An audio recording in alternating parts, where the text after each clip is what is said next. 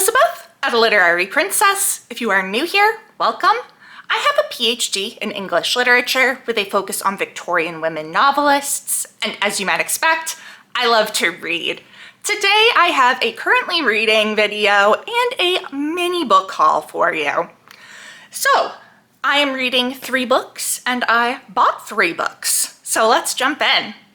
So we will start with the currently reading portion of this video. And the first book I am reading is for the non-official nonfiction November because it is no longer being hosted by its original creator, but it will always be nonfiction November in my heart.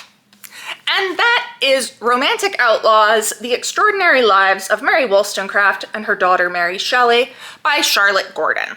I just started this last night and have literally only read the introduction, which was kind of laying out why Gordon felt this needs to be a thing, a joint biography of mother and daughter, even though they really technically never met because Mary Wollstonecraft died 10 days after giving birth to Mary Shelley.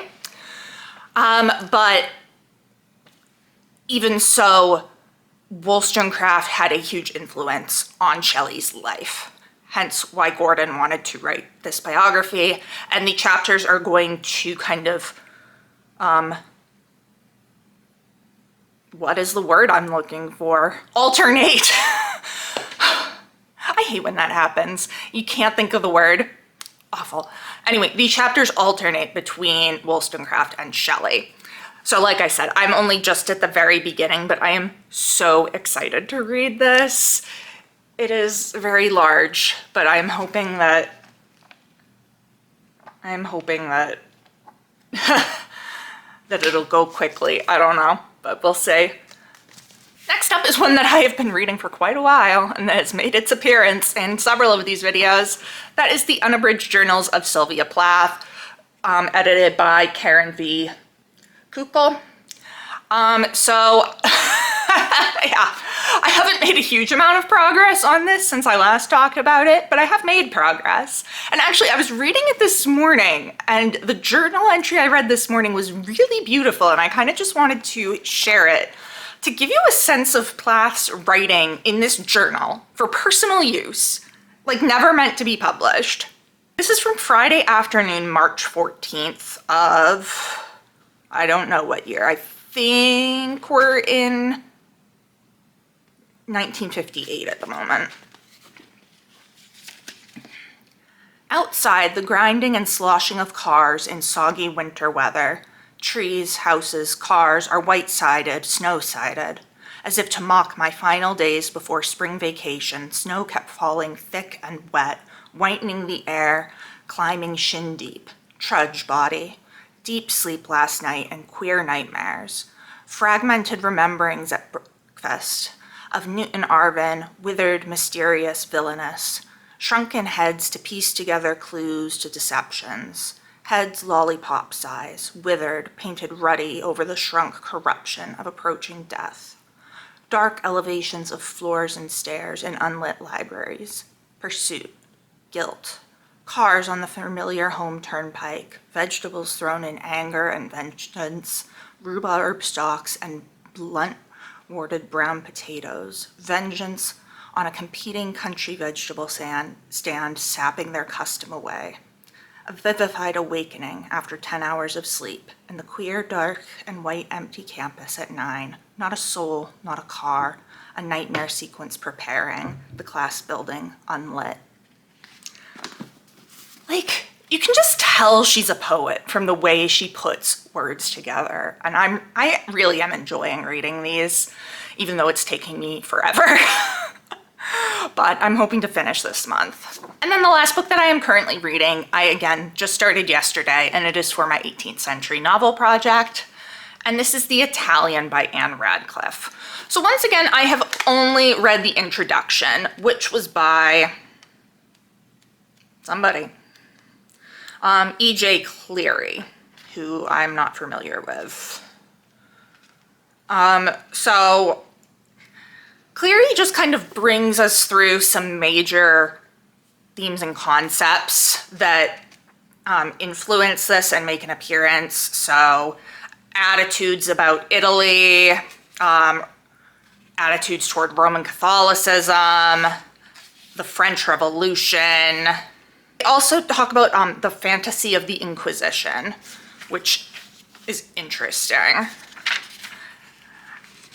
And I don't know, this just sounds like it's gonna be really good. And I'm looking forward to continuing on with it today and hopefully making a pretty good chunk of progress, because I want to be able to film the video on it next week and have it up before the end of November. So that would require reading this in 1 week, which it's not even that long. It's only just over 400 pages, including the notes. So I feel like I can do that. So that is my currently reading. Let's move into the mini book haul. So I had my friends from undergrad come and visit me this past weekend, which is always so fun for me. I love seeing them. And one of them has been here once before to actually take care of our cats while we were on our honeymoon, and the other one had never been here. So I was kind of like, look at my, look at my place, look at my cats. So that's fun. But we went into Portsmouth, which is an adorable town with a lot of adorable shops, including some pretty adorable bookshops. So I went to 2 bookshops and I bought 3 books. The shop that I got this first book at is actually a pretty new one. It's called Read More Books and Brews. And it was really cute, and I can't wait to continue going back there because they had a really nice selection, and I really want to check out the brews area of it. But I bought this gorgeous edition of Lolly Willows by Sylvia Townsend Warner. Look at this. Isn't this stunning? What publishing house is this? Because I'm in love with it. This is a Herald Classic. Just like, oh, beautiful. Oh my God, I was like, oh, I've heard so many good things about this from a lot of different people. Several people in my program have told me I would really like it. And then very recently, Kate at Diary of a Provincial Lady was talking about it, and she really liked it. So I saw this and I was like, this is fate. It's a beautiful edition. It's one I keep hearing good things about. So I should buy it, obviously. So this is a 1926 classic, yes, about Laura Willows, known as Lolly, who is an invisible woman. And it's about the unbiddable women we call witches, according to the flap. So I'm really excited to read this, and I'm just so happy to have this gorgeous edition on my shelf. It's so pretty. And it's got an introduction by Alex E. Harrow, who is, I believe, a modern fantasy writer. I think they wrote A Spindle Splintered, which I haven't read yet, but I do want to read. So yeah, this is so pretty. And then the second bookstore is one that has been in Portsmouth for quite a while. That is Sheaf Street Books. They are a mix of used and new, and a lot of antique books. And I was literally on the floor digging around in this like shelf, kind of like shoved in between other shelves that had old books. I've got like my phone flashlight looking, because I, right off the bat, found this first book, Lady Rose's Daughter by Mary Augusta Ward, or Mrs. Humphrey Ward, as she published as. She is a late Victorian writer. This is actually a book from 1903, so technically Edwardian. But she is an author I've been wanting to read more of, and I could not believe when I saw this. I just saw like the spine and it here. Focus. Focus. Focus. No, not on me. well, hopefully you were able to see that. The spine that said her name, I was like, really? So I grabbed it and then I was like, well, what else is in this shelf? And that's when I started literally getting on the floor and like crawling around with my flashlight because I was like, what else do you have? And they did have something else. But yeah, this book is in really nice condition considering I'm pretty sure, I don't know if it's a first edition, but it is from 1903. And I think it might be a first edition even.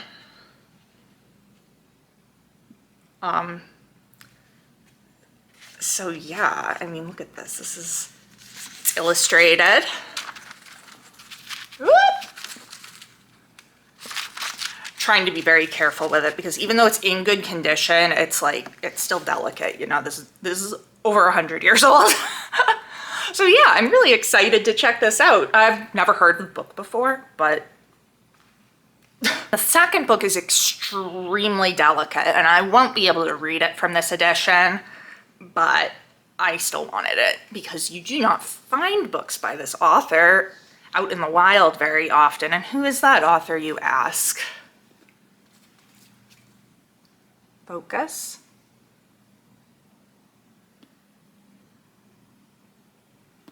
Is it focusing? I can't tell.